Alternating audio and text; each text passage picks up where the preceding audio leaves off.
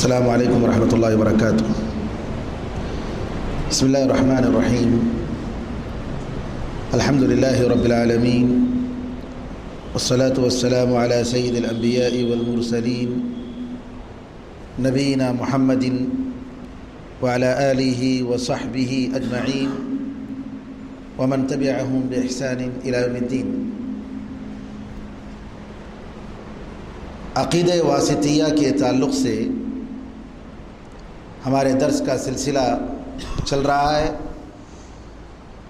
شروع کے دروس میں طلب علم کے آداب کے تعلق سے کچھ اہم باتیں آئیں، اور آج کے درس میں عقیدے کی اہمیت کے موضوع پر کچھ اہم باتیں انشاءاللہ ہم بتائیں گے۔ سب سے پہلے اسلام میں بہت ساری چیزیں ہیں۔ اسلام میں عبادتیں ہیں، معاملات ہیں۔ عبادت کا مطلب نماز، روزہ، زکوٰۃ اور حج، ذکر الہی، یہ ساری چیزیں اللہ کی عبادت میں داخل ہیں۔ معاملات کا مطلب لین دین، کہ آدمی خرید و فروخت کرتا ہے، شادی بیاہ کرتا ہے، اور اسی طریقے سے کوئی اگر اختلافات ہو جائے تو قاضی فیصلہ کرتا ہے۔ یہ سب معاملات، ان کو معاملات کہتے ہیں، جس میں ایک آدمی دوسرے آدمی کے درمیان ڈیلنگ ہوتی ہے۔ اخلاق ہے، کیریکٹر تیسری چیز ہے۔ آدمی کے اخلاق کیسے ہونا چاہیے، اسلام اپنے ماننے والوں کو کیا اخلاق سکھاتا ہے، کیا تربیت دیتا ہے، یہ ایک موضوع ہے۔ لیکن ان ساری چیزوں میں سب سے اہم کیا ہے؟ عبادتیں ہیں، معاملات ہیں، میں نے کہا معاملات ایک دوسرے کے درمیان ڈیل کرنا، اخلاق ہیں۔ تو ان چیزوں میں اسلام کی بہت ساری چیزیں ہیں۔ تو ان ساری چیزوں میں سب سے اہم کیا ہے کہ اگر وہ انسان اپنائے تو دوزخ سے بچ سکتا ہے اور جنت جا سکتا ہے، اور جس کے بغیر جنت کا حصول ناممکن ہے۔ یہ بات بہت ہی اہم بات ہے میرے بھائیوں۔ عام طور پر ہمارے ماحول میں، ہندوستان کے ماحول میں خطبے دیے جاتے ہیں، پروگرام ہوتے ہیں، لیکن ایک عام آدمی کو یہ نہیں معلوم کہ اسلام میں سب سے اہم کیا چیز ہے، سب سے بنیادی چیز کیا ہے۔ اور یہ چیز نہ جاننے کی وجہ سے نقصان کیا ہوتا ہے کہ آدمی اصل بات کو نہیں جانتا، بہت ساری دوسری باتیں جانتا ہوگا لیکن بنیادی باتیں نہیں جانتا ہے، اور بنیادی باتوں میں غلطی کرنے کی وجہ سے نعوذ باللہ اس کا ایمان خطرے میں پڑ جاتا ہے۔ اب آپ بہت ساری جماعتیں ہیں آپ کے ماحول میں،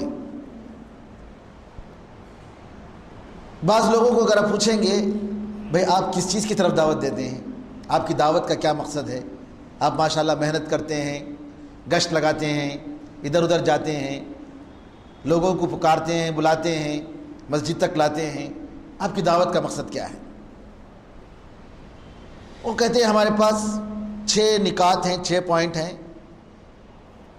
ان 6 پوائنٹ کی طرف ہم لوگوں کو دعوت دیتے ہیں۔ ایک کلمہ لا الہ الا اللہ محمد رسول اللہ، کلمہ لا الہ الا اللہ محمد رسول اللہ کے بغیر کوئی مسلمان نہیں ہوتا، لیکن کلمے کو کیسا سمجھنا چاہیے، اس کے کیا تقاضے ہیں، لا الہ الا اللہ محمد رسول اللہ کہہ دینے سے ہم پر کیا چیزیں واجب ہو جاتی ہیں، عام طور پر لوگ نہیں جانتے اور اس کو سکھاتے بھی نہیں۔ اس کے بعد کیا بھائی، نماز بھی الحمدللہ بہت اہم ہے، جو نماز نہیں پڑھتا وہ مسلمان نہیں ہے۔ اخلاق، مسلمانوں کی تربیت، یہ وہ فلاں فلاں چیزیں بتائیں گے آپ۔ دوسرے لوگوں سے پوچھیں گے کہ بھئی آپ کس چیز کی دعوت دے رہے ہیں، آپ کی دعوت کا اور آپ کی جماعت کا کیا مقصد ہے؟ کہیں گے کہ حکومت الہی قائم کرنا، اسلامی حکومت قائم کرنا۔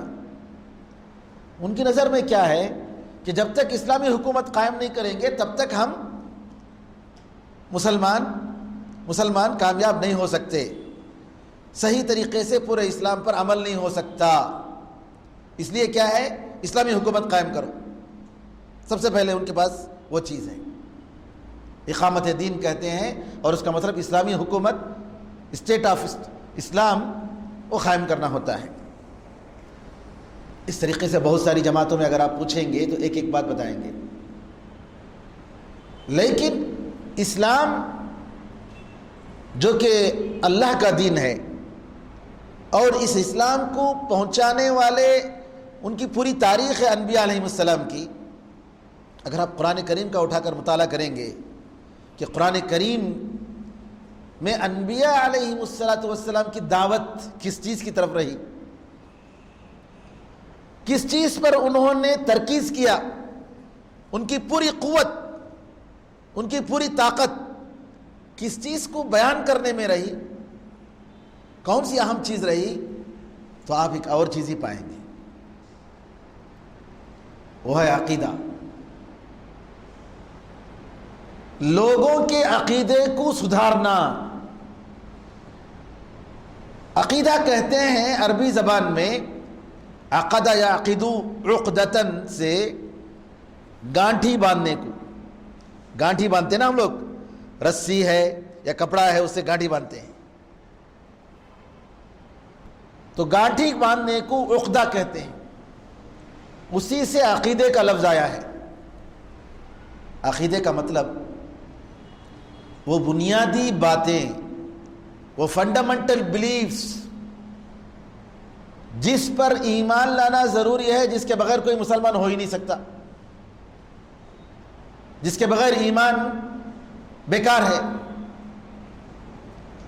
وہ ظاہر سے مسلمان ہو سکتا ہے، ٹوپی رکھا ہوا ہے، داڑھی رکھا ہوا ہے، سب کچھ ہے، لیکن حقیقت میں مسلمان نہیں اگر وہ ایمان اور عقیدے کو نہیں جانتا ہے۔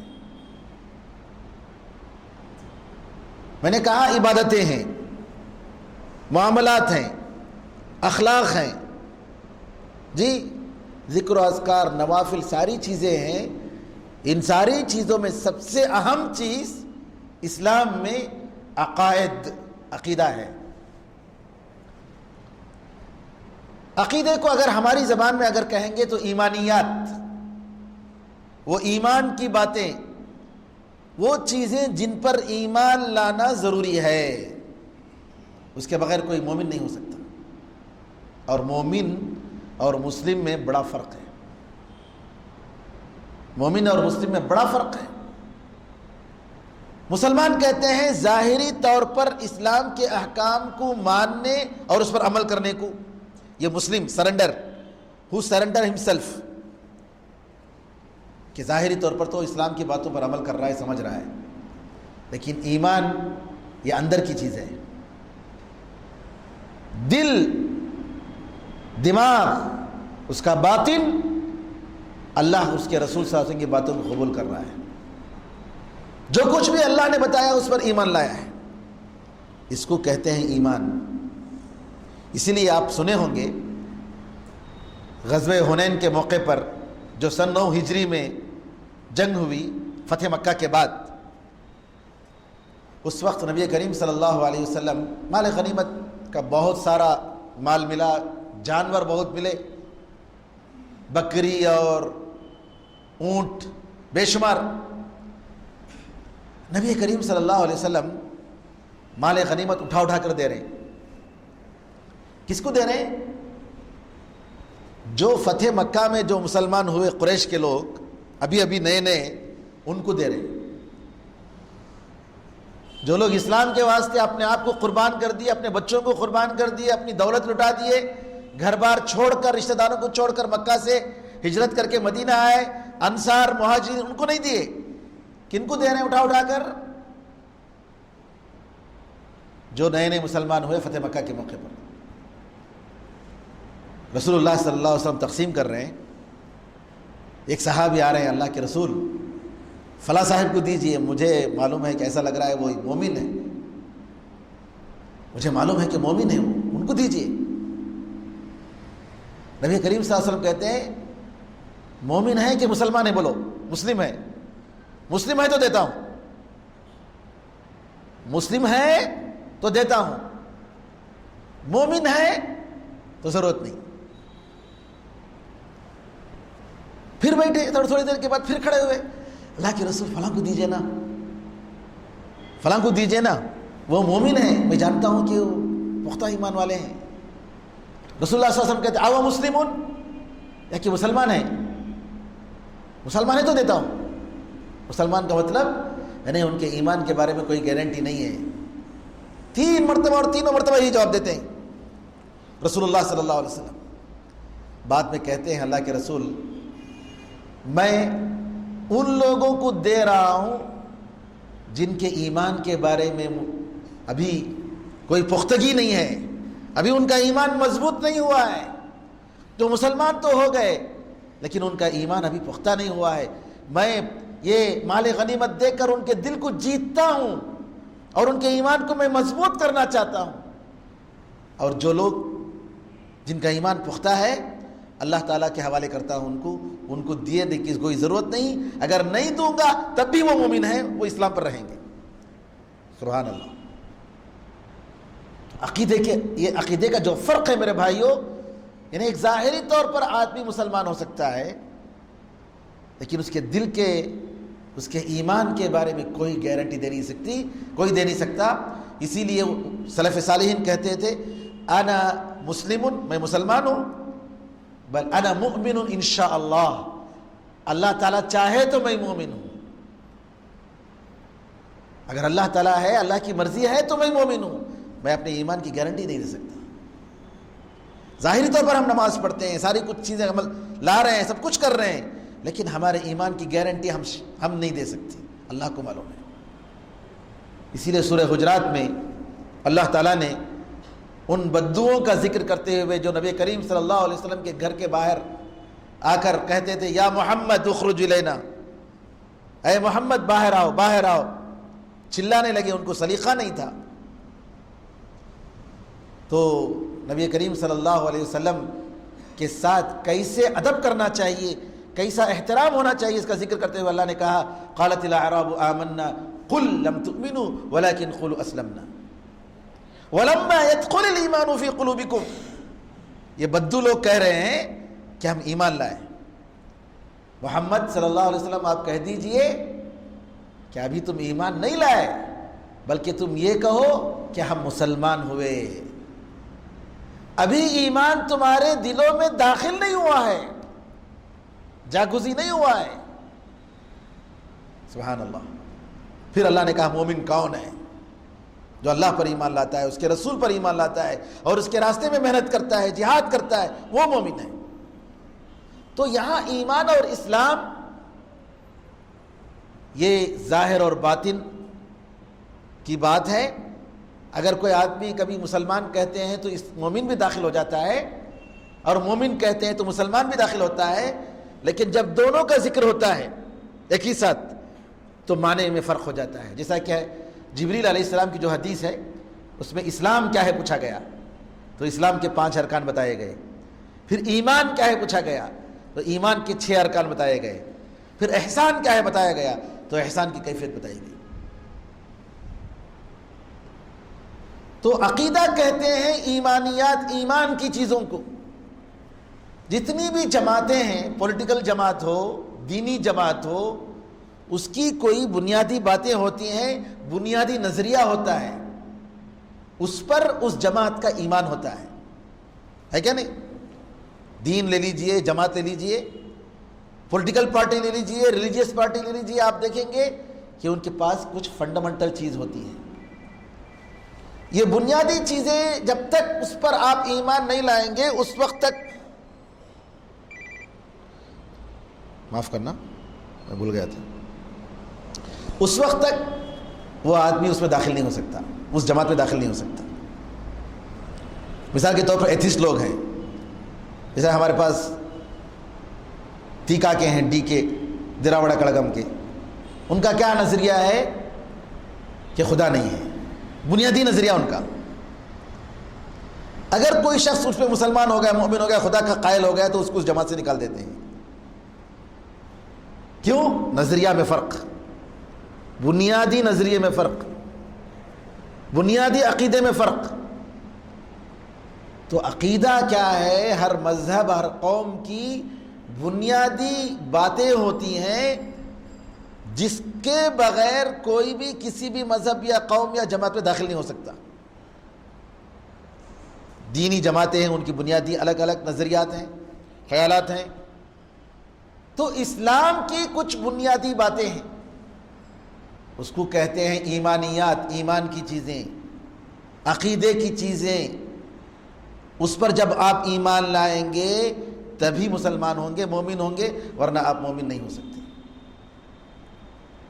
تو ہم دیکھ رہے ہیں میرے بھائیوں بزرگوں، اسلام میں اگر کوئی چیز سب سے اہم ہے ایمان ہے. ایمان اگر نہیں تو کوئی کسی کا عمل قبول نہیں. بے شمار مثالیں میں دوں گا آپ کو کس طریقے سے اسلام میں یہ ایمانیات میں خلل رہنے کی وجہ سے، عقیدے میں بگاڑ کی وجہ سے سارے مسائل، ساری مصیبتیں. ہاں آپ دیکھیے، اللہ لا الہ الا اللہ کوئی کہہ رہا ہے کہ اللہ کے سوا معبود برحق کوئی نہیں.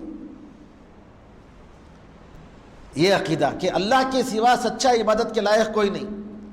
لیکن اگر کوئی اسی لا الہ الا اللہ کو یہ کہتا ہے لا موجود الا اللہ،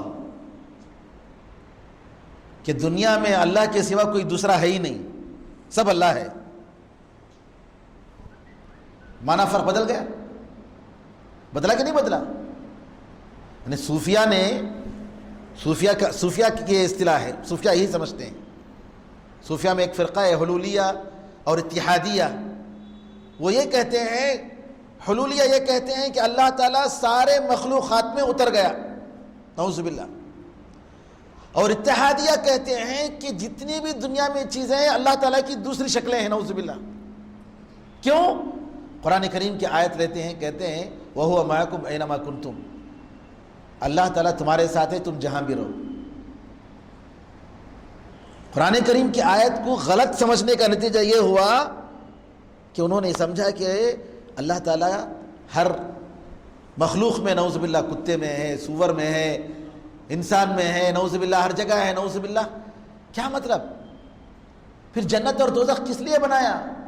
انبیاء کو کس لیے بھیجا؟ قرآن کو اور کتابوں کو، آسمانی کتابوں کو کیوں نازل کیا؟ جہاد کیوں؟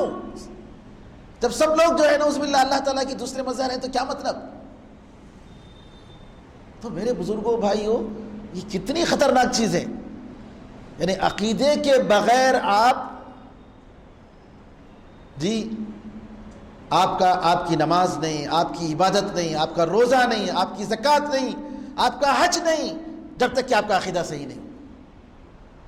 بعض لوگ کیا کہتے ہیں، نہیں بھائی لوگوں کو بس جمع کرو، لوگوں کو عقیدے کے بارے میں بات مت کرو، عقیدے کے بارے میں بات کریں گے تو جھگڑے ہوں گے. جھگڑے کیوں نہیں ہوں گے؟ اب رسول اللہ صلی اللہ علیہ وسلم کفار مکہ کے پاس دعوت دینے کے لیے آئے. کفار مکہ سب شرک میں تھے. رسول اللہ صلی اللہ علیہ وسلم جب دعوت دیے، دین کی دعوت دیے، توحید کی دعوت دیے، تو دو پارٹی ہو گئی. ہوئی نہیں ہوئی؟ کفار نے کیا کہا؟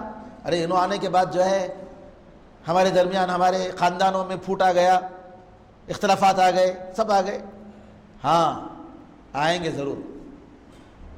الفرقان، حق اور باطل کے درمیان فرق کرنے والا. عقیدے میں کمپرومائز نہیں کر سکتے کسی بھی طریقے سے. انہیں انگلی ہلا رہا ہے تشہد میں یا نہیں ہلا رہا ہے وہ الگ بات، ٹھیک ہے. آمین زور سے کہتا ہے یا نہیں کہتا ہے وہ الگ بات. اگر وہ شخص جو آمین زور سے نہیں کہتا ہے وہ یہ سمجھ کر نماز پڑھ رہا ہے کہ نبی کریم صلی اللہ علیہ وسلم نے ایسے ہی نماز پڑھی، اسی لیے میں جو ہے زور سے آمین نہیں کہہ رہا ہوں، حالانکہ وہ غلط فہمی میں مبتلا ہے. صحیح حدیثوں میں ثابت ہے، لیکن اس کا علم اتنا ہی ہے، انشاءاللہ اللہ اس کی نماز قبول کرے گا. کیوں؟ اس کا یہ تصور ہے کہ نبی کریم صلی اللہ علیہ وسلم ایسے ہی نماز پڑھ رہے تھے. لیکن اگر کوئی انسان یہ سمجھتا ہے کہ نئے نبی کریم صلی اللہ علیہ وسلم نے قبر والوں سے مانگنے کو توحید کہا. قبر والوں سے مانگنا ہی اسلام ہے. قبر میں جا کر پھول نچھاور کرنا، نذرانے پیش کرنا، یہ فاتحہ دلانا، فلاں فلاں فلاں فلاں غیر اللہ کے نام پر قربانی دینا، اگر کوئی شخص اس کو توحید سمجھتا ہے تو بیکار ہے، اس کی ساری عبادتیں بیکار ہیں، اللہ تعالیٰ اس کو قبول نہیں کرے گا. یہ فرق میرے بھائیوں عقیدے میں اور عقیدے کے علاوہ دوسری چیزوں میں. عقیدہ اور ایمان کے موضوع پر کبھی بھی کمپرومائز نہیں ہو سکتا ہے. شرک اور توحید دونوں جمع نہیں ہو سکتے ہیں. بدعت اور سنت دونوں جمع نہیں ہو سکتے ہیں، الگ الگ ہیں. قرآن کریم کا مطالعہ کیجیے. قرآن کریم اللہ تعالیٰ فرماتا ہے یوم تبیض وجوہ وتسود وجوہ. قیامت کے دن کچھ چہرے سفید رہیں گے، کچھ چہرے کالے رہیں گے. عبداللہ ابن عباس رضی اللہ عنہما اس آیت کی تفسیر میں کہتے ہیں کہ جو لوگ اہل سنت و جماعت جن کا عقیدہ ہوگا، جو اہل سنت و جماعت میں ہوں گے ان کے چہرے سفید ہوں گے، اور جو اہل سنت و جماعت میں نہیں ہوں گے ان کے چہرے کالے ہوں گے. کون؟ یہ بدعت کرنے والے، یہ غلط کرنے والے. ہمارے معاشرے میں سبحان اللہ اس کے بارے میں علم ہے ہی نہیں. افسوس کی بات ہے، بہت افسوس کی بات. جبکہ سب سے بنیادی چیز ہم لوگ جو ہے زیادہ اہمیت کس کو دیتے ہیں؟ بعض فروعی مسائل کو اہمیت دیتے ہیں، اگرچہ کہ وہ ایک شعار بن گیا ہے، لیکن میرے بھائیوں اس سے زیادہ کہیں اہم یہ ایمان کی باتیں ہیں، یہ عقیدے کی باتیں ہیں. اس میں پھسل گیا اگر انسان تو نعوذ باللہ پوری زندگی پھسل گئی، اس کی پوری عبادت بیکار. قرآن کریم اللہ تعالیٰ فرماتا ہے من عمل صالحا من ذکر او انثى وهو مؤمن فلنحيينه حیاتا طیبہ. جس نے بھی نیک عمل کیا، مرد ہو یا عورت، بشرطے کہ وہ مومن ہو. ایمان کی شرط، ایمان کی شرط. اللہ نے کہا جس نے بھی نیک عمل کیا، مرد ہو یا عورت، بشرطے کہ وہ مومن ہو، ہم اس کو پاک زندگی عطا کریں گے اور ان کے بدلے کو بہتر طریقے سے، ان کے عمل سے بھی اچھا جو ہے ہم ان کا بدلہ دیں گے. کیوں؟ کیونکہ عقیدہ صحیح ہے. عقیدہ اگر صحیح ہے تو عمل صحیح. اور یاد رکھیے اگر عقیدہ صحیح ہے تو مومن ہر حالت میں جنت میں جائے گا انشاءاللہ، ہر حالت میں جنت میں جائے گا. پرسوں ایک صاحب نے سوال کیا کہ آپ نے کسی خطبے میں کہا کہ اہل حدیث حضرات جنت میں جائیں گے. میں نے کہا ہاں بالکل صحیح. جن کا عقیدہ صحیح ہے، اہل حدیث حضرات، اہل سنت و جماعت، جو صحابہ کے طریقے پر ہیں، جو سلف صالحین کے طریقے پر ہیں، وہ ضرور جنت میں جائیں گے. اگر ان کے گنہگار دوزخ میں گئے بھی گناہوں کی وجہ سے، چوری کی وجہ سے، زنا کی وجہ سے، سود کی وجہ سے، لیکن آخر ٹھکانہ ان کا جنت ہوگا. کیوں؟ ان کا عقیدہ صحیح ہے، ان کا ایمان صحیح ہے. اور یہی سب سے بنیادی چیز ہے. آج جتنی بھی بدبختی ہے، جتنی بھی مصیبتیں ہیں، عقیدے کے بگاڑ کی وجہ سے. آپ دیکھیں گے نبی کریم صلی اللہ علیہ وسلم نے خوارج جو علی رضی اللہ تعالیٰ عنہ کی فوج سے نکلے تھے، جنہوں نے علی رضی اللہ عنہ کو کافر کہا، خوارج ایک فرقہ ہے مسلمانوں کا فرقہ، کہا کہ کلاب اہل النار، دوزخ والوں کے کتے ہیں. کون؟ یہ خوارج. نبی کریم صلی اللہ علیہ وسلم نے کہا. کیوں کہا؟ ان کے عقیدے کی بگاڑ کی وجہ سے. عقیدہ ان کا صحیح نہیں تھا، ان کا ایمان صحیح نہیں تھا. بہت ساری چیزیں، غلط چیزیں انہوں نے اسلام میں داخل کیا، صحابہ کو کافر سمجھا، اور انہوں نے یہ کہا کہ اگر کوئی کبیرہ گناہ کا اختیار کرتا ہے، ارتکاب کرتا ہے تو مسلمان نہیں، وہ مؤمن نہیں، وہ کافر. خوارج کی نظر میں اگر کوئی شخص کبیرہ گناہ کا ارتکاب کرتا ہے، چوری کرتا ہے، تو انہیں مسلمان نہیں، مومن نہیں، انہیں کافر، اسلام سے نکل گیا. تو ایسے بہت سارے غلط عقیدے. قدریہ، تقدیر کا انکار کرنے والے، عقیدے کی، ایمان کی چھٹی بنیادی چیز. عبداللہ ابن عمر رضی اللہ عنہما نے کہا کہ میرا ان سے کوئی تعلق نہیں اور ان کا مجھ سے کوئی تعلق نہیں. کیوں کہا؟ عقیدے کے بگاڑ کی وجہ سے. تقدیر کا انکار کیا۔ شیعہ آئے عبداللہ بن سبا کے ماننے والے، علی رضی اللہ تعالیٰ عنہ سے کہا کہ تم خدا ہو۔ علی رضی اللہ تعالیٰ عنہ نے ان کو بڑے گڑھے میں آگ جلا کر ان کو جلا دیا۔ کیوں جلایا؟ عقیدے کی بگاڑ کی وجہ سے۔ صبیغ ابن عسل ایک شخص تھا، عمر رضی اللہ عنہ کے زمانے میں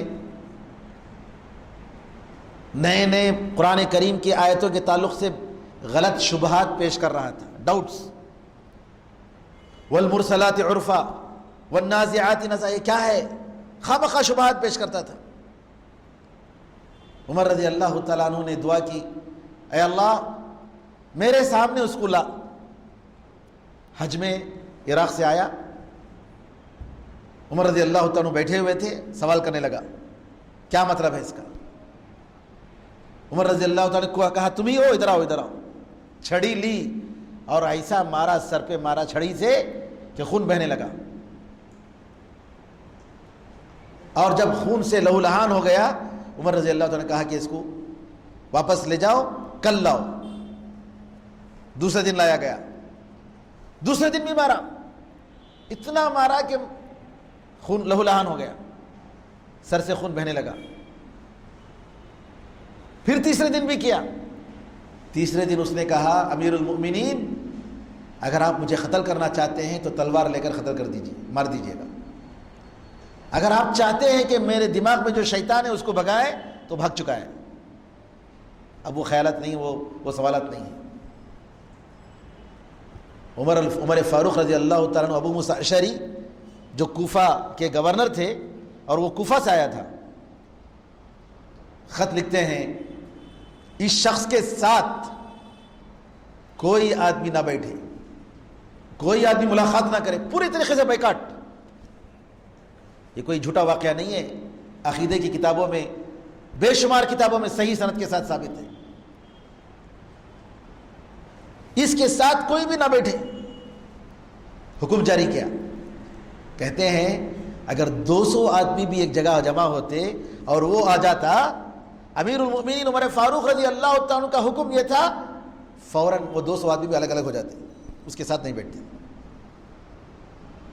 عقیدے کا بگاڑ دیکھیے کتنا بڑا نقصان دہ ہوتا ہے۔ قرآن اور حدیث کے بارے میں لوگوں کے درمیان شک اور شبہ پیدا کرنے والا۔ آج جو لوگ رسول اللہ صلی اللہ علیہ وسلم کے حدیثوں کے بارے میں مذاق اڑاتے ہیں، شک و شبہ پیدا کرتے ہیں، اگر عمر فاروق رضی اللہ تعالیٰ کے زمانے میں ہوتے تو صبیغ ابن عسل کے ساتھ جیسا کیا وہی سلوک کرتے۔ 1 سال تک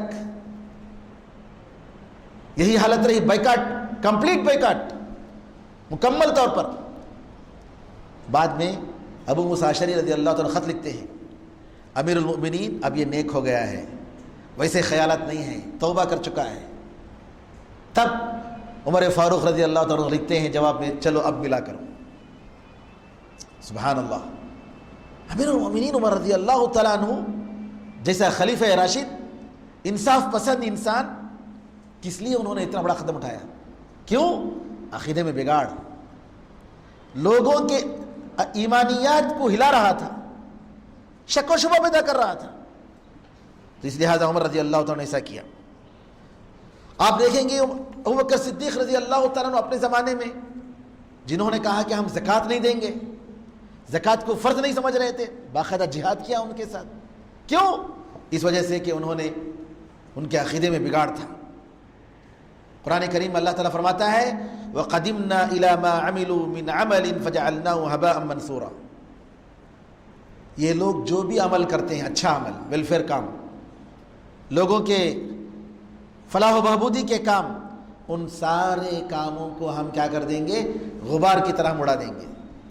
کیوں؟ ایمان نہیں تھا۔ عائشہ رضی اللہ عنہ ام المؤمنین رسول اللہ صلی اللہ علیہ وسلم سے سوال کرتے ہیں، اللہ کے رسول، عبداللہ ابن جدعان ایک آدمی جاہلیت کے زمانے میں بڑا سخی تھا، لوگوں کو اٹھا اٹھا کر پیسے دیتا تھا، غریبوں کا، یتیموں کا، بیواؤں کا خیال کرتا تھا، مہمانوں کا خیال کرتا تھا۔ اس کے اتنے جو ویلفیئر کام ہیں، نیک عمل، قیامت کے دن کام دیں گے؟ نبی کریم صلی اللہ علیہ وسلم نے کہا کہ نہیں، انہ لم یقل یوما قط رب اغفر لی خطیئتی یوم الدین، ایک دن بھی اس نے نہیں کہا کہ اے اللہ میرے گناہوں کو قیامت کے دن معاف کر دے. یعنی اللہ پر ایمان نہیں تھا، آخرت پر ایمان نہیں تھا. سبحان اللہ. نیک عمل اس کا، پیسے خرچ کرتا تھا اللہ کے کاموں میں، خیرات کے کاموں میں، لوگوں کو خوش کرنے کے لیے، لوگوں کی مصیبتوں کو دور کرنے کے لیے، لیکن فائدہ نہیں. تو ہم دیکھتے ہیں کہ موسیٰ علیہ السلام کے زمانے میں سامری نے جو سونے سے بچھڑا بنایا اور بچھڑا بنا کر ایک آواز نکالی اور کہا کہ یہی تمہارا خدا ہے، عقیدے میں کیسے لوگ پھسل گئے، جبکہ ہارون علیہ السلام زندہ ہیں، ان کے درمیان ہیں. ہارون علیہ السلام ہیں، اور اللہ تعالیٰ نے حکم دیا ان لوگوں کو کہ مومن، جو بھی مومن تھے ان کو حکم دیا کہ بنو اسرائیل میں جنہوں نے پوجا پاٹ کی بچھڑے کی، کہ ان کو قتل کریں. باقاعدہ قتل کیا گیا، سزا دی گئی، ان کو قتل کیا گیا. جو لوگ بچھڑے کی عبادت کرتے تھے سامری کے کہنے پر، ان کو قتل کیا گیا. کس وجہ سے؟ ان کے ایمان میں خرابی کی وجہ سے، عقیدے میں خرابی کی وجہ سے. ابو طالب نبی کریم صلی اللہ علیہ وسلم کی 40 سال پرورش کی، تربیت، بڑھائے، سب کچھ، اور نبی بننے کے بعد پوری طریقے سے 8-10 سال تک ان کے ساتھ رہے، ان کی مدد کیے. لیکن چونکہ لا الہ الا اللہ ان کا ایمان صحیح نہیں تھا، وہ دوزخ کے نچلے حصے میں ہوں گے ایمان کی خرابی کی وجہ سے. تو میرے بزرگوں، بھائیوں، ایمان ایک ایسی چیز ہے کہ ایمان کے بغیر، عقیدے کی اصلاح کے بغیر انسان کا کوئی عمل اللہ تعالیٰ قبول نہیں کر سکتا. اب آئیے انبیاء علیہ السلام کی دعوت. میں اس لیے کہہ رہا ہوں کہ انبیاء علیہ السلام کی دعوت، آج دعوت کے نام پر مسلمانوں میں بہت ساری جماعتیں ہیں، لیکن میں پوچھتا ہوں کیا ان کی دعوت وہی دعوت ہے جو انبیاء علیہ السلام کی دعوت تھی، یا کسی اور چیز کی طرف بلا رہے ہیں؟ ہم یہ نہیں کہتے کہ ہمیں حکومت نہیں چاہیے، حکومت چاہیے، لیکن کیسے؟ حکومت خود بخود آئے گی، آنے والی چیز ہے. لوگوں کو تم تیار کرو، خود بخود حکومت آئے گی. نبی کریم صلی اللہ علیہ وسلم نے کفار قریش سے حکومت نہیں مانگا. انبیاء کی دعوت اٹھا کر دیکھ لیجئے، نوح علیہ السلام، ہود علیہ السلام، صالح علیہ السلام، شعیب علیہ السلام، جی، اور سارے انبیاء. کسی نبی نے حکومت مانگی؟ ہاں، ہرگز نہیں. کہا یا قوم اعبدوا اللہ ما لکم من الہ غیرہ، اے میری قوم اللہ کی عبادت کرو، اس کے علاوہ کوئی تمہارا خدا نہیں ہے. ہر نبی کی ہی دعوت. آپ دیکھیں گے سورہ اعراف میں، سورہ ہود میں، سب یہی دعوت. ہر نبی نے سب سے پہلے یہی کہا اللہ کی عبادت کرو. آپ اگر اللہ تعالیٰ سے لوگوں کو جوڑ دیں گے، لوگوں کو اللہ سے جوڑ دیں گے، لوگ اللہ تعالیٰ کا ڈر اور اللہ تعالیٰ کی محبت اگر دل میں جاز گزی ہو گئی تو سارے مسائل حل. کوئی دھوکہ نہیں دے گا، جی، کوئی خیانت نہیں کرے گا، کوئی کسی پر ظلم نہیں کرے گا. اسی لیے حدیث میں آتا ہے، نبی کریم صلی اللہ علیہ وسلم نے فرمایا لا یزنی الزانی حین یزنی وہو مؤمن.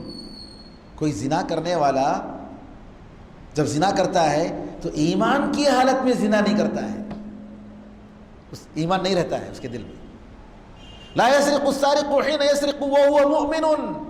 کوئی چور چراتا نہیں ہے اس حالت میں کہ وہ مؤمن ہو، ایمان کی حالت میں وہ چراتا نہیں ہے. اور کوئی ڈاکو جبکہ لوگ سب دیکھ رہے ہیں، لوگوں کے سامنے چاقو اور تلوار بتا کر، بندوق بتا کر ڈاکہ کر رہا ہے، ڈاکہ ڈال رہا ہے، لوگوں کے مال زبردستی چھین رہا ہے، تو اس حالت میں وہ نہیں کرتا ہے کہ جبکہ وہ مومن ہو. ابو ہریرہ رضی اللہ عنہ سے پوچھا گیا کہ ایمان کہاں جاتا ہے اس کا؟ ایمان کہاں جاتا ہے، کہاں رہتا ہے؟ ابو ہریرہ رضی اللہ تعالیٰ نے فرمایا سائے کی طرح اس کے سر پر رہتا ہے، اس کے دل سے نکل کر اوپر رہتا ہے، اور وہ جب اس کے حرام کام سے، غلط کام سے واپس ہوتا ہے تب دوبارہ جاتا ہے. ایمان کی حالت میں نہیں رہے گا. سبحان اللہ. تو ایمان اگر ہو تو عمل بھی درست ہوتا ہے، عقیدہ اگر صحیح ہو عمل بھی درست ہوتا ہے. آج ہمارے گھروں میں، ہمارے بچوں میں، ہمارے خاندانوں میں، جزاک اللہ خیر،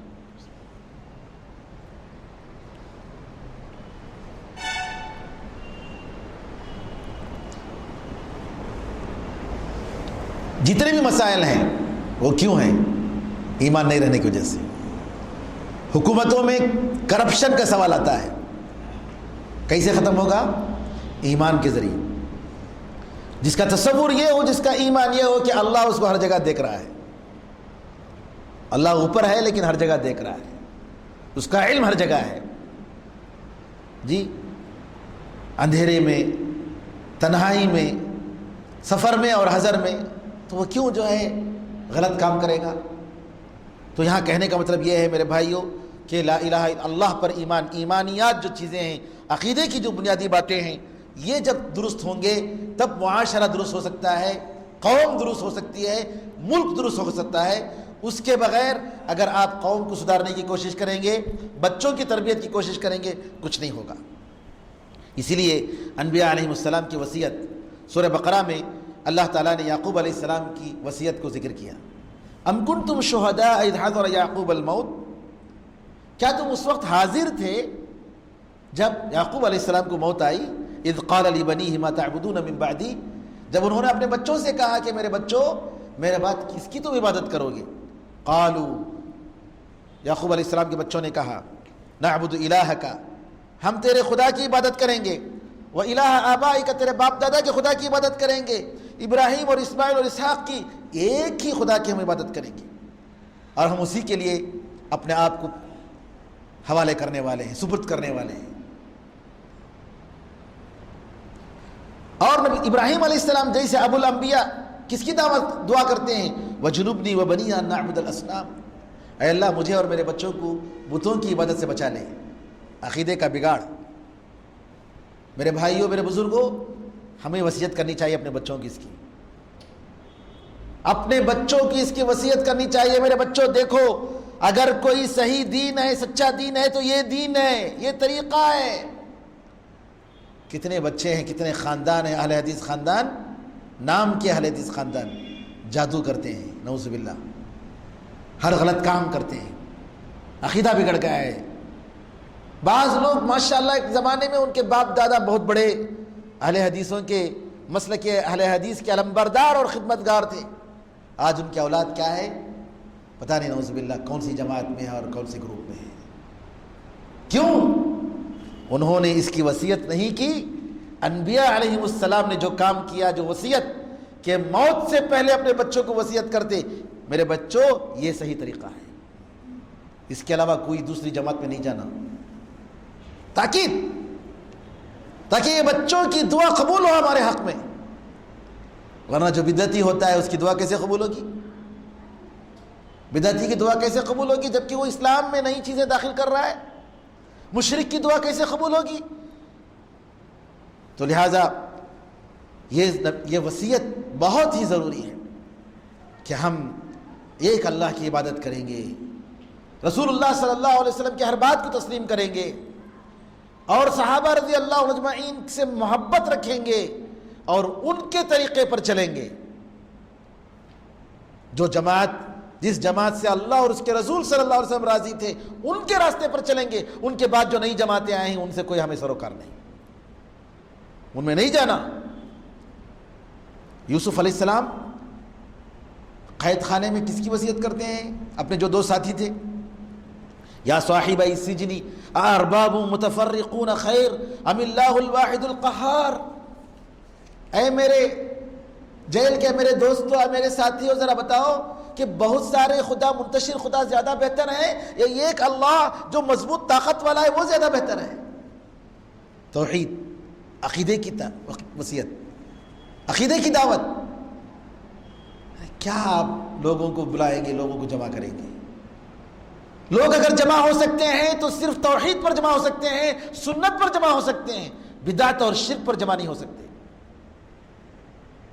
دیکھیں گے، آپ دیکھ رہے ہیں کتنے لوگوں، ہر ایک آدمی کی ایک ایک فلاں ایک درگاہ کا ہے، فلاں ایک درگاہ کا، جیسے ہندو لوگ لکھتے ہیں اپنے اپنے مرضی کے مطابق، وہ پرسوکم کے کوئل کیا انہیں تھوڑا ہی کہتے، انہیں اس کا خدا، انہیں کہاں کی وہ آنڈی کپم کہتے، وہاں کا خدا کہتے، وہاں کتنے نعوذ باللہ، ہر آدمی اپنے، یہ جمع کرنے والی چیز ہے نہیں، لوگوں کو بانٹنے والی اور لوگوں کو تفریقہ کرنے والی چیز ہے۔ توحید یہ لوگوں کو جمع کرنے والی چیز ہے۔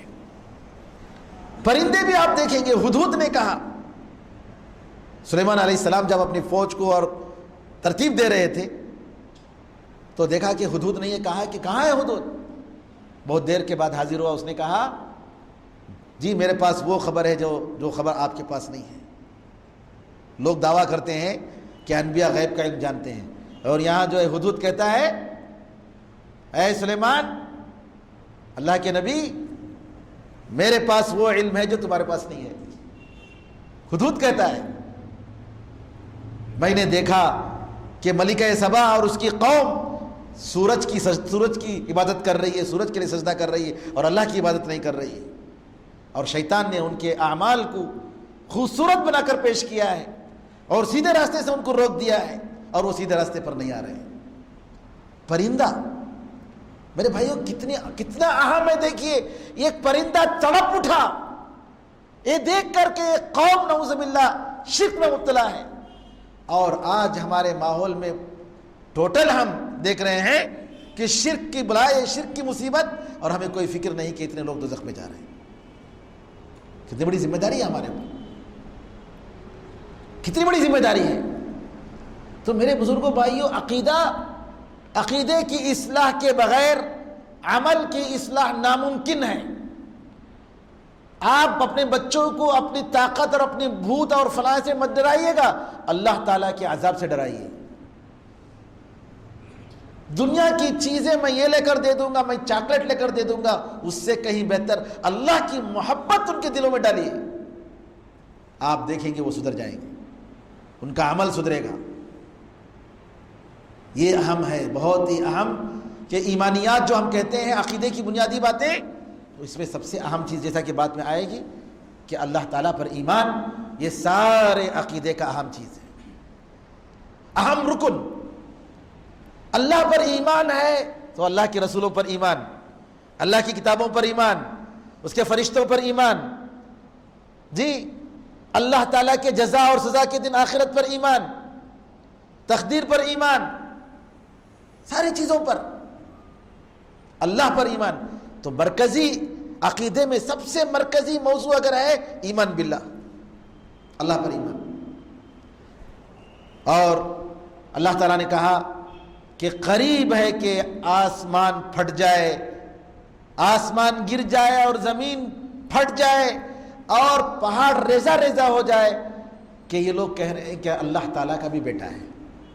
یعنی اللہ کا اگر حکم نہیں ہوتا تو انسان کی یہ دعووں کو سے، یعنی یہ ہوا اور پہاڑ اور یہ ساری چیزیں برداشت نہیں کر رہی اس کو، لیکن اللہ تعالیٰ نے ان کے لیے ٹائم متعین کیا ہے، اس ٹائم کے لیے وہ اپنا اپنا کام کر رہی ہیں۔ یہ زمین اپنا کام کر رہی ہے، یہ آسمان اپنا کام کر رہا ہے، یہ پہاڑ اپنا کام کر رہا ہے۔ ورنہ یہ انسان کا یہ کہنا کہ اللہ کے علاوہ دوسرے بھی خدائے ہیں، یہ اتنا بڑا عظیم جرم ہے اور اتنا بھیانک جرم ہے کہ قریب ہے کہ پورا نظام درہم برہم ہو جائے۔ عقیدے کی اہمیت، ایمان کی اہمیت آپ اسی لیے دیکھیں گے قرآن کریم ٹوٹل کیا ہے؟ توحید۔ قرآن کریم میں سب سے بڑی آیت، سب سے مرتبے والی آیت کون سی ہے؟ آیت الکرسی۔ کیوں؟ اللہ کی عظمت کا ذکر ہے اس میں۔ اور سورہ قل اللہ احد، سورہ اخلاص کو کہا گیا کہ 1/3 آف قرآن، یعنی 10 پارہ پڑھنے کے برابر ہے۔ کیوں؟ اللہ کی تعریف ہے۔ اور وہ صحابی کا واقعہ آپ جانتے ہوں گے، جو قرآن کریم نماز میں کوئی کسی بھی رکعت میں اگر قرآن کریم کی تلاوت کرتے تو سورہ فاتحہ اس کے ساتھ جو ہے اس طرح کسی سورہ کے ساتھ سورہ اخلاص پڑھتے ہر رکعت میں۔ صحابہ نے کہا اللہ کے رسول یہ جو ہے عجیب آدمی ہے، سورہ فاتحہ کے بعد کوئی سورت پڑھتے ہیں ضم سورہ، اور اس کے بعد کیا کرتے ہیں آخر میں ہر رکعت میں سورہ اخلاص پڑھتے ہیں۔ نبی کریم صلی اللہ علیہ وسلم نے کہا کہ کیا بات ہے؟ پوچھا کیوں؟ کہا کہ اللہ کے رسول میں اس سورہ سے محبت کرتا ہوں۔ نبی کریم صلی اللہ علیہ وسلم نے کہا کہ تمہاری یہ محبت میں جنت میں لے جائے گی. کیوں؟ اس سورے کی اہمیت، اس کی فضیلت، اللہ کی تعریف، قل هو اللہ احد اللہ الصمد لم یلد ولم یولد ولم یکن له کفوا احد. جو صحیح اور اچھے خدا، صحیح خدا اور جھوٹے خداؤں میں فرق کرنے کا ایک کرائٹیریا ہے. اس میں کیسے اور اچھے خدا اور باطل خدا اور صحیح خدا اور جھوٹے خداؤں میں آپ فرق کر سکتے ہیں، اللہ نے بتایا. اس عظیم سورے کی فضیلت، وہ اللہ اکیلا ہے. الصمد ایک ایسا لفظ ہے کہ دنیا میں کسی بھی زبان میں اس کا معنی ایک لفظ میں نہیں آ سکتا. اللہ تعالیٰ کسی کا محتاج نہیں ہے اور پوری دنیا اس کی محتاج. الصمد کا مطلب پوری دنیا اس کی محتاج اور اللہ کسی کا محتاج نہیں. سبحان اللہ. لم یلد ولم یولد، نہ اس نے کسی کو جنا اور نہ وہ کسی سے جنا گیا، نہ اس کے بیٹے نہ اس کے باپ، نہ اس کے بچے نہ اس کے ماں باپ. وَلَمْ يَكُنْ لَهُ كُفُوًا أَحَدٌ، اور اس کے برابر کوئی نہیں. سبحان اللہ. تو کہنے کا مطلب یہ ہے کہ آپ دیکھیں گے کہ توحید اگر ہے تو معاشرہ سدھر سکتا ہے. اور ہماری دعوت کی بنیاد، ہماری دعوت کا اول و آخر توحید ہونا چاہیے. اس لیے ایک مسلمان اسلام میں داخل ہوتا ہے لا الہ الا اللہ کہتے ہوئے، اور اس دنیا سے رخصت ہوتے ہوئے اگر لا الہ الا اللہ کہہ دیا جنت مل گئی اس کو. ہے کیا نہیں؟ من کان آخر کلامی لا الہ الا اللہ دخل الجنہ. نبی کریم صلی اللہ علیہ وسلم نے فرمایا اگر کسی کا آخری کلام اس دنیا سے رخصت ہوتے ہوئے لا الہ الا اللہ رہا تو جنت میں چلا گیا.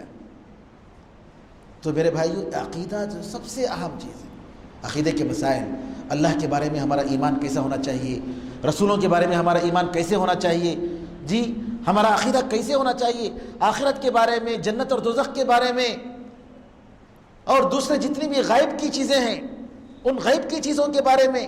اگرچہ کہ یہ موضوع ذرا خشک ہے، آپ پڑھیں گے دوسری چیزوں میں مطلب ہے کہ ہنسی مذاق کی بہت ساری چیزیں آئیں گی، لیکن عقیدہ ایک ایسا ٹاپک ہے کہ اس میں سبحان اللہ آپ کو جو ہے بہت باریک چیزیں آتی ہیں اس میں، اور اس میں ذہن پر زور لگا کر سمجھنے کی کوشش کرنی پڑتی ہے، تب کہیں جا کر وہ عقیدے کے سارے مسائل آتے ہیں، سمجھ میں آتے ہیں. بہت ساری باریک باریک چیزیں آتی ہیں. اور جتنے بھی فرقے بنے ہیں میرے بھائیو اسلام میں، جس کو نبی کریم صلی اللہ علیہ وسلم نے فرمایا کہ میری امت 70 پر 73 فرقوں میں بڑھ جائے گی، عقیدے کی وجہ سے. عقیدے کی وجہ سے، فقہی اختلاف کی وجہ سے نہیں، عقیدے کی وجہ سے. جتنے بھی فرقے ہیں، کتابیں لکھی گئیں، کئی کتابیں لکھی گئیں، یہ عقیدے کی بنیاد کی وجہ سے. صحیح عقیدہ ہو تو کیا ہے؟ صحیح عقیدے کا سب سے اہم فائدہ یہ ہے کہ اللہ تعالیٰ دنیا اور آخرت میں اس کو پاک زندگی عطا فرماتا ہے. جیسا کہ میں نے قرآن کریم کی آیت کی تلاوت کی، فَلَنُحْيِيَنَّهُ حَيَاةً طَيِّبَةً، اس کو پاک زندگی ہم ضرور عطا کریں گے. عقیدہ اسلام کا جو صحیح عقیدہ ہے میرے بھائیوں، جو صحابہ کا عقیدہ ہے، جو سلف صالحین کا عقیدہ ہے، اس میں کوئی گنجلک باتیں، کوئی کنٹرڈکشن، کوئی تعارض، یہ بالکل آسان چیز ہے، بالکل آسان چیز اور بالکل فطری چیز. لوگوں نے بہت ساری کتابیں لکھی ہیں مدرسوں میں، آج خاص طور پر دیوبندی مکتب فکر کے مدرسوں میں عقیدے کی کتابیں پڑھائی جاتی ہیں. کیا کیسی کتابیں؟ اللہ کے بارے میں لکھتے ہیں. مثال دے رہا ہوں میں، کیا ہے اللہ کے بارے میں لکھتے ہیں؟ اللہ اوپر بھی نہیں، نیچے بھی نہیں، فلاں بھی نہیں، فلاں بھی نہیں، جوہر نہیں، فلاں نہیں. کیا ہے پھر؟ یہ بھی نہیں، وہ بھی نہیں، تو پھر کیا ہے؟ نعوذ باللہ. اس قسم کے عقیدے، غلط عقیدے اللہ کے بارے میں. اور آپ دیکھیں گے کسی بھی فن کو آپ لے لیجئے، فن کا مطلب کوئی بھی علم کیسے پہچانا جاتا ہے کتنا اہم ہے بول کر؟ اس کا کیا فائدہ ہے وہ دیکھ کر، اس کے فائدے کو دیکھ کر بولیں گے واہ یہ بہت اہم علم ہے جی، بہت اچھا کرے آپ تمہیں یہ میدان میں گئے. فقہ پڑھیں گے تو احکام کے بارے میں آئے گا، حدیث پڑھیں گے تو رسول اللہ صلی اللہ علیہ وسلم کی حدیث سے آپ معلوم کریں گے، اخلاقیات کی چیزیں پڑھیں گے تو اخلاق معلوم کریں گے، عقیدہ پڑھیں گے تو اللہ کے بارے میں معلوم کریں گے. اس سے بڑھ کر اور کیا چیز ہے؟ اور وہ انسان بدنصیب انسان ہے حقیقت میں جو اپنے رب کو نہیں پہچانا، اپنے رب کو صحیح طریقے سے نہیں پہچانا. اس سے بڑھ کر بدنصیب کون ہو سکتا ہے؟ تو سب سے اہم اگر کوئی علم ہے، اسی لیے علماء نے کہا اس کو علم الاصول کہا، اور امام ابو حنیفہ رحمۃ اللہ علیہ کی طرف یہ کتاب منسوب کی جاتی ہے، کتاب الاصل الاکبر۔ الاصل الاکبر یعنی سب سے بڑی بنیادی بات، اس میں صرف عقیدے کی باتیں ہیں، اور اس کو الفقہ الاکبر بھی کہا گیا کہ سب سے بڑا علم عقیدے کے بارے میں، عقیدے کے موضوعات۔ کتاب چھپی ہوئی ہے، گرچہ کہ بعض لوگوں نے کہا کہ ان کی کتاب نہیں ہے، لیکن بعض لوگوں نے کہا کہ انہی کی کتاب الفقہ الاکبر، اور چاروں ائمہ رحمۃ اللہ علیہ مجمعین کا عقیدہ جو ہے بالکل صحیح عقیدہ سلف صالحین کا عقیدہ تھا، فروع میں اختلاف ہے۔ امام شافعی رحمۃ اللہ علیہ کا خیال یہ ہے کہ اگر کوئی شخص جو ہے کسی عورت سے اگر ٹکر لگ گئی تو اس کا وضو ٹوٹ گیا، لیکن امام ابو حنیفہ رحمۃ اللہ علیہ کا وہ خیال نہیں، لیکن عقیدے میں دیکھیں گے تو دونوں میں فرق نہیں۔ امام احمد رحمۃ اللہ علیہ اور امام مالک رحمۃ اللہ علیہ اسی طریقے سے۔ تو یہاں پر آپ دیکھیں گے کہ عقیدہ جو ہے، عقیدے کی وجہ سے سب سے پہلے اللہ تعالیٰ پاک زندگی عطا کرے گا۔ دوسرا فائدہ یہ ہے کہ عقیدے کی اگر اصلاح ہو تو عمل قبول ہوگا، ورنہ عمل قبول نہیں ہوگا۔ قرآن میں اللہ نے فرمایا لئن اشرکت لیحبطن عملک ولتکونن من الخاسرین، اے محمد تمہاری طرف وحی کی جا رہی ہے، یاد رکھو اگر آپ بھی شرک کریں گے تو تمہارے سارے نیک عمل بیکار ہو جائیں گے اور آپ نقصان اٹھانے والوں میں سے ہو جائیں گے۔ قرآن میں اللہ تعالیٰ نے فرمایا ایمان اگر صحیح ہو تو اللہ تعالیٰ ہمارے گناہوں کو معاف فرماتا ہے، جیسا کہ سورہ آل عمران میں اللہ نے کہا ربنا، مومنین کی طرف سے نقل کرتے ہوئے ربنا اننا سمعنا منادیا ینادی للایمان ان آمنوا بربکم فآمنا فاغفر لنا ذنوبنا وکفر عنا سیئاتنا، اے ہمارے پروردگار ہم نے ایک پکارنے والے کو سنا، وہ ایمان کا ندا، ایمان کی طرف پکارا تھا، ایمان کی ندا دے رہا تھا، ایمان کی طرف بلا رہا تھا، تو ہم ایمان لائے۔ اس نے کہا تمہارے پروردگار پر ایمان لاؤ، تو ہم ایمان لائے، اے اللہ اس لیے ہمارے گناہوں کو معاف کر دے کہ ہم ایمان لائے۔ ایمان کا وسیلہ لے کر آدمی آپ مانگ سکتا ہے اللہ تعالیٰ سے، اے اللہ ہم تیرے مومن بندے ہیں، معاف کر دے، ہماری گناہوں کو قبول کر دے، ہماری ضرورتوں کو پوری کر دے، ایمان کا وسیلہ لے کر نیک عمل۔ اور عمل اعمال میں سب سے اہم عمل اگر عمل ہے تو ایمان کا عمل۔ اور اسی طریقے سے ایمان، صحیح عقیدہ یہ آدمی کے اخلاق کو سدھارتا ہے۔ حدیث میں آتا ہے نبی کریم صلی اللہ علیہ وسلم نے فرمایا واللہ لا یؤمن، واللہ لا یؤمن، واللہ لا یؤمن، اللہ کی قسم وہ مومن نہیں، اللہ کی قسم وہ مومن نہیں، اللہ کی قسم وہ ایماندار نہیں۔ صحابہ نے کہا اللہ کے رسول کون ہے وہ؟ 3 مرتبہ آپ کہہ رہے ہیں مومن نہیں ہے، مومن نہیں، کون ہے؟ کہا من لا یأمن جارہ بوائقہ، وہ شخص جس کا پڑوسی اس کی تکلیف کی چیزوں سے بچتا نہیں ہے، اس کی تکلیف کی چیزوں سے محفوظ نہیں ہے، مومن نہیں ہے۔ کیوں؟ اس کے اندر اگر ایمان ہوتا، اللہ کے سامنے کھڑے ہو کر جواب دینے کا ڈر ہوتا، اپنے پڑوسی کو تکلیف نہیں دیتا، چونکہ وہ ایمان نہیں ہے اس وجہ سے ایسا کر رہا ہے۔ اور نبی کریم صلی اللہ علیہ وسلم نے فرمایا مومن لوگوں کو گالی دینے والا، لوگوں پر لعنت بھیجنے والا، لوگوں میں طعن و تشنیع کرنے والا بد زبان نہیں ہوتا ہے۔ کیوں؟ اس کا ایمان پختہ ہوتا ہے اور اللہ پر ڈرتا ہے، اللہ پر خوف ہوتا ہے، اللہ کا خوف، اس کی وجہ سے وہ اپنی زبان کی حفاظت کرتا ہے۔ اگر ایمان نہ ہو تو قوم بھی برباد ہو جائے، کوئی اس پر روتا نہیں۔ اگر ایمان ہو تو اللہ تعالیٰ کا عرش اس مومن بندے کی موت پر ہلنے لگتا ہے۔ سعد بن معاذ رضی اللہ تعالیٰ عنہ، ان کی موت پر اللہ کا عرش ہلنے لگا۔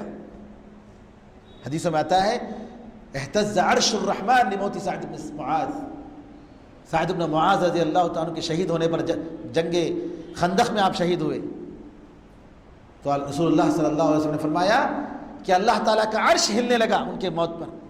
لیکن وہیں آپ دیکھیں گے کہ جب فرعون اور اس کی فوج کو ڈبویا گیا دریا میں تو اللہ نے کہا فما بکت علیہم السماء والارض وما كانوا منظرین، نہ آسمان رویا نہ زمین روئی۔ کیوں؟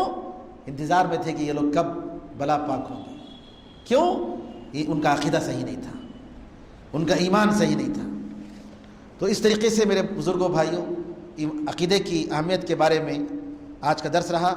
انشاءاللہ آئندہ درس میں کس طریقے سے رسول اللہ صلی اللہ علیہ وسلم نے اور خلفائے راشدین نے عقیدے کو بچانے کے لیے کیا کیا تدبیریں اختیار کی، جتنی بھی چیزیں عقیدے کو بگاڑ سکتی ہیں ان چیزوں کو روک لگایا تاکہ عقیدہ خراب نہ ہو. انشاءاللہ اس کے بارے میں آئندہ درس ہوگا. اللہ تعالیٰ سے دعا ہے کہ اللہ تعالیٰ ہمارے اور آپ کے عقیدہ اور ایمان کو درست فرمائے، ہمارے ایمان کو مضبوط فرمائے، اور قیامت کے دن ہمارے نیک عمل کو، ہمارے لا الہ الا اللہ کو نیکیوں کے ترازو میں رکھے، اور اللہ تعالیٰ اس کی وجہ سے ہم سب کو جنت نصیب فرمائے اور دوزخ کے عذاب سے اور قبر کے عذاب سے بچائے. آمین رب الرحمین. الحمدللہ رب العالمین، وصلی اللہ وسلم علی نبینا محمد وعلی آلہ وصحبہ اجمعین. السلام علیکم ورحمۃ اللہ وبرکاتہ.